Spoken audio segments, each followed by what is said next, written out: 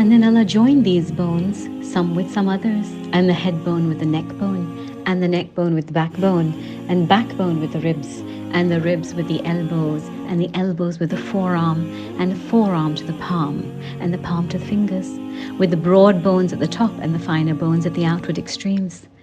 And the backbone is also connected to the rear bone, and that in turn to the thigh bone, and that to the knee bone, and that to the feet bones, and that to the toe bones. And Allah is the best of the creators, best of the Khaliq. Allah SWT says in Surah Al-Mu'min, فَتَبَارَكَ اللَّهُ أَحْسَنُ الْخَالِقِينَ. So blessed is Allah, the best of creators. So He is the Ahsan al-Khaliqeen, and we are created as the Ashraf al-Makhluqat, as the best of creation, and hence we are to perform in the best way, an ahsan way, and yes, we are able to perform in an ahsan manner.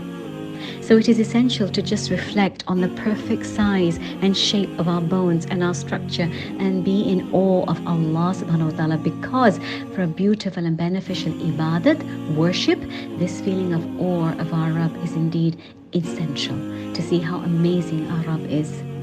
And now with this amazing body He has given you, now see how beautiful the position of ruku and sujood are in salah, and do more of it through your days and nights, and do your best and utmost.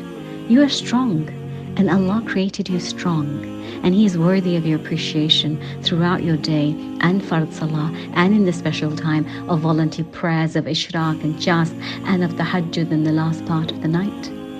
Be grateful that He gave you such a perfect body and such a perfect existence. So then see how beautiful is the movement and the flow of the bones in salah, all coming into place notch by notch. Notice this and feel this next time you pray, and show your genuine gratitude to your Rabb. People become so distracted in their worship, but one who reflects and is grateful enhances that feeling of rububiyat and the awe of Allah when he reflects at how Allah created mankind on around 206 bones or so perfectly. If one bone is disturbed, the entire structure doesn't function properly, and yet He could have left you like that as just bones, but He dressed the bones and clothed them beautifully with meat and then skin, and with the appropriate amount of meat on the differing bones, more on the broader ones and less on the delicate ones, and intricate bones like the fingers with their finer rhythm and their need to move with less weight. And this clothing of flesh and skin not only adds beauty but also adds protection.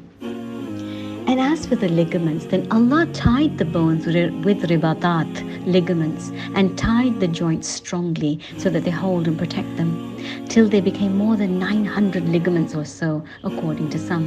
And these ligaments are various in length and size and firmness or delicateness.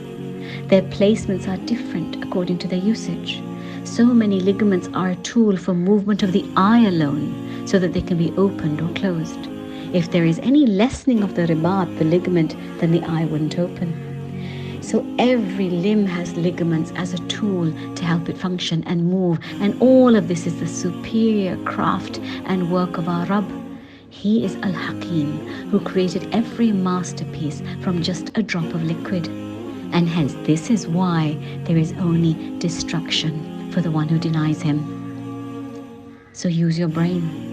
And as for the brain, and from these creations is a wondrous creation of 3 treasures of storage in the 3 main lobes of the brain, in the front and in the center and in the back of the head. And He incorporated in them depository secrets, and many researchers are still unable to fully study and understand the amazing functioning of the brain. In fact, they've only studied so far certain features and a few wavelengths. So Allah only knows the secrets of what is contained in these 3 miraculous lobes in forms of logic, rationale, reflections, ability to ponder, extent of memory and memorization, of reaching conclusions, of tailoring nasiha, advice, all very complicated processes that go on inside of these lobes all the time. And how beautiful is it that the frontal lobe is for self-control, and it is this frontal lobe that we do sujood on in front of our Rabb. How amazing is our relationship with Allah. And so if this brain is such an amazing entity, should we not fill it with good and pure things and attain the best work from it in our tadabbur and tafakkur, in our pondering and reflecting and in our actions? Should we not be grateful and place this frontal lobe in front of Him willingly with pleasure and enhance our expression of gratitude because we realize how perfectly He made me? Should we not secure our salah and our tahajjud and ishraq and chas duha prayers also and feel the beauty of His rahmah all over us? And as we show this gratitude, He only increases us in blessing and ni'mats even more, both in this world and the next. And remember, whilst man is in sujood, he is closest to his Rabb.